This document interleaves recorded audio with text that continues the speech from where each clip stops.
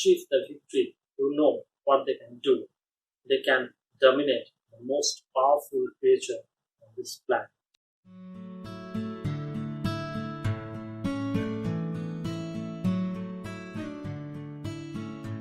Dolphins have been seen swimming closer to the biggest cities of the world.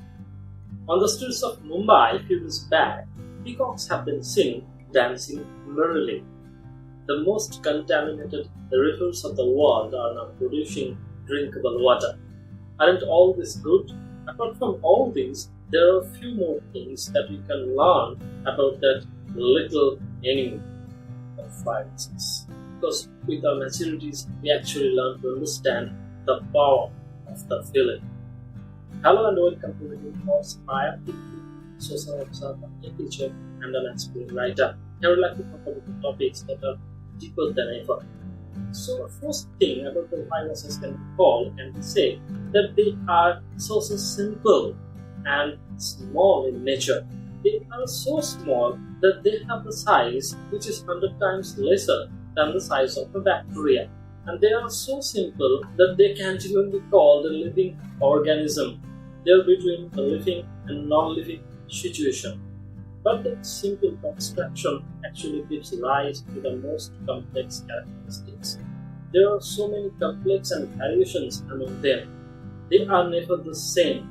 They are always living in unity, but they are so different from each other, from each type to another. That can fall into a theory, the theory of unity in diversity. But in our case, in our society, in our administrative structures, diversity and change or variations are not that much accepted or rewarded or encouraged. We actually want everyone to be like us, but that doesn't happen in the society or in the world of the viruses. In the next point, we will discuss that how they are always ready to accept the change. According to the scientist Charles Darwin, there is a theory. It's called the survival of the fittest. Only they will survive who are the fittest for the situation.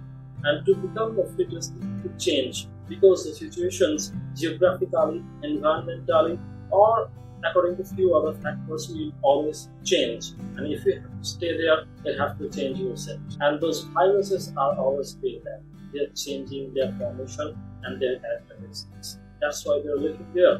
The next point and the most important point is that they are always ready to embrace their failure. Yes, they are failing every time. They are failing to find out a living body to survive in it. Even if they enter, their immunity power can give them a good defeat. But they are never ready to say, give up. Instead, they will change themselves 400 times, 4,000 times, and at the end, somewhere, will end up getting the victory. Once they achieve the victory, you know what they can do. They can dominate the most powerful creature on this planet. If you think this session enriched your thoughts, then stay with us, because we have to meet again.